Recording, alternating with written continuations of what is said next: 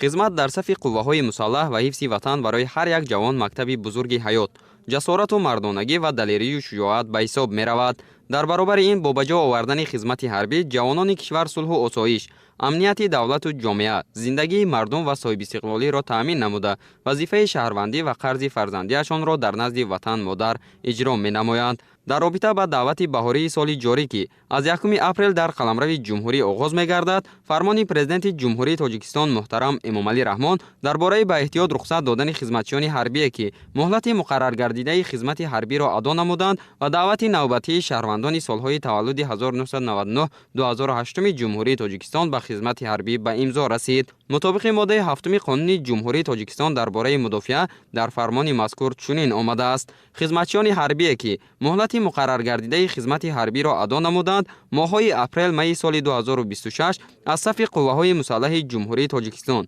قشون‌های سرحدی کمیته دولتی امنیت ملی، گواردیای ملی، قشون‌های داخلی وزارت کارهای داخلی، قشون‌های مدافعه گراجدنی کمیته حالت‌های فوق‌العاده و مدافعه گراجدنی نزد حکومت جمهوری تاجیکستان، بریگادای پاسبانی کننده سرریاست اجرای جزای جنایتی وزارت عدلیه، بتالیون کشاورزی اگنتی تأمینات اموال مخصوصی نزد حکومت جمهوری تاجیکستان به احتیاط رخصت داده شوند. مورد به تاکید است که فرمان مذکور سند دولتی بوده، به تحکیم اقتدار مدافعوی کشور و تأمین امنیت ملی روانه گردیده است. در واقع تأمین امنیت و مدافعه یکی از سمت‌های افضلیت‌ناک سیاست دولتی به حساب می رود، زیرا قدرت مدافعوی دولت پیش از همه از سطح آمادگی کسبی، معنوی و جسمانی هیئت شخصی قوه‌های مسلح جمهوری تاجیکستان وابسته می باشد.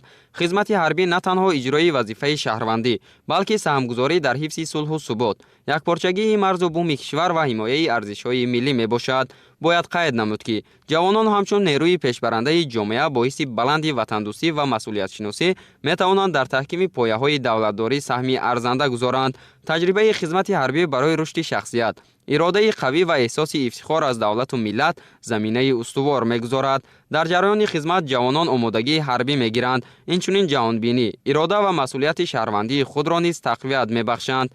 هر یک شهروند جمهوری تاجیکستان برای وطن ادای خدمت نموده، وطن خود را محافظت نماید. ما شهروندان جمهوری تاجیکستان اگر وطن خود را محافظت نکنیم، دیگر کس محافظت نمیکند. ما افسران قسم حربی با تمام خدمتچیان حربی که طبق دعوت خدمت حربی را در قسم حربی ادای خدمت میکنند، با سربازان سرژانتان مشغولیت ها تشکیل میکنند. مشغولیت ها با تکنیک های جنگی، با تمام نمود واسطه‌ای که در قسم حربی هست تشکیل و گذرانده می شود. با در نظر داشتی وضع مرکب و پیچیده جهان معاصر، تأمین امنیت و یکپارچگی کشور وظیفه عمومی ملی می باشد. از این رو اجرای فرمان پرزیدنت جمهوری تاجیکستان محترم امامعلی رحمان درباره دعوت به خدمت حربی همچون کفیل ثبات و آرامی و رشد استوار جامعه ارزیابی می گردد. سهمگذاری جوانان در صف قوه‌های مسلح افاده صداقت به وطن و مسئولیت بلند در اجرای رسالت شهروندی به حساب می رود. طول 10 ماه است که در قسم حربی 14356 ادای خدمت کرده ایستادم. من سال 2025 بعد از ادای دانشگاه با خواهش خود به صف قوای مسلح جمهوری تاجیکستان دعوت شده، بعد از 1 ماه خدمت را به انجام می‌رسانم. شکرانه سرور دولت، شکرانه سرفرمانده عالی قوای مسلح جمهوری تاجیکستان که برای ما جوانان چنین شرایط‌های مساعد را فراهم آوردند. امروز ما جوانان در صف قوای مسلح به یگان کمیته ادای خدمت کرده ایستادیم. برای همه ما شرایط‌های بهترین مهیا کرده شده است.